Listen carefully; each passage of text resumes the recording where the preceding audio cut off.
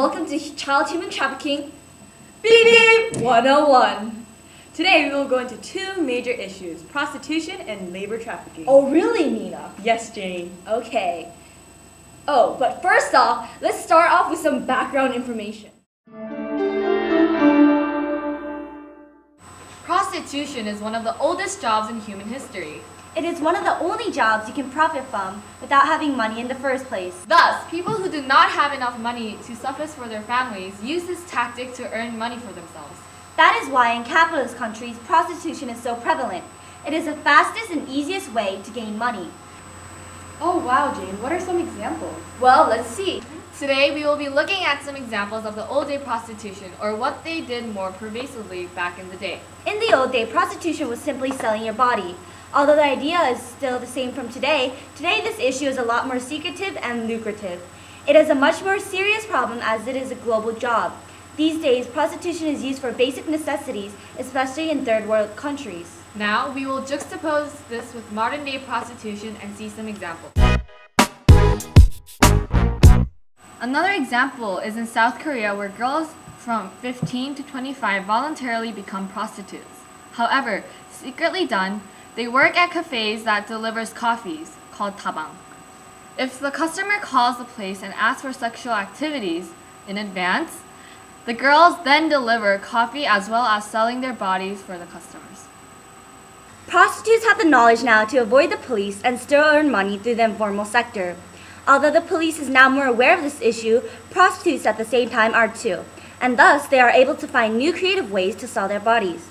According to ABBAjournal.com, child prostitution is a less risky alternative to drug use. A modern day example is in Thailand. It is considered a leisure for men rather than a sin. One type of modern day prostitution with children is forced labor. The abductor uses physical and mental abuse to force the kids. They are taken to brothels surrounded with electrical fences, making it impossible to escape. The especially young ones usually do not know what is going on and causes trauma to their mindset eternally. Poverty is huge in Cambodia. According to BBC News, Dalin, a 17-year-old child, worked as a prostitute in Cambodia. She lived with her grandfather, where she was happy. Then, at the age of 12, a woman came up to her and asked her if she wanted to work at a garment factory. Dalin agreed to work there. However, the woman sold her to the owner of a brothel in Phnom Penh, which is the Cambodian capital. They threatened her by putting a gun to her head. The brothel owner told her that she came to the brothel on her own free will and came here looking to work as a prostitute. And if she refused to work, he said he would shoot her, and they made her starve until she agreed to work as a prostitute with the clients.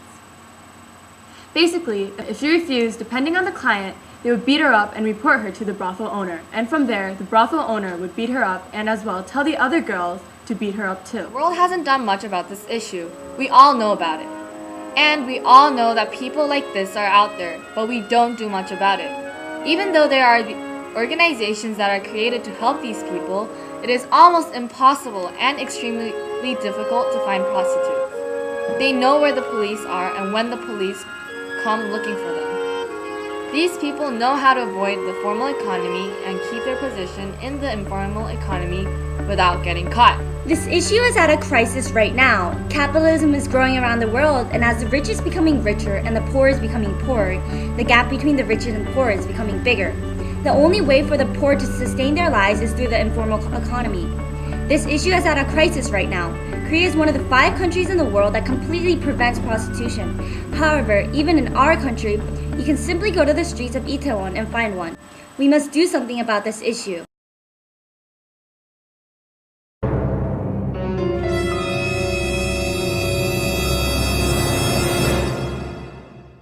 Five-year-old Shania Davis was reported missing by her mother on November 3rd.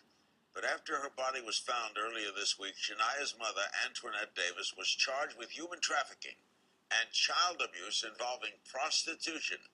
And acquaintance Mario McNeil has been charged with first-degree murder and rape. Surveillance photos show him carrying Shania into a North Carolina hotel.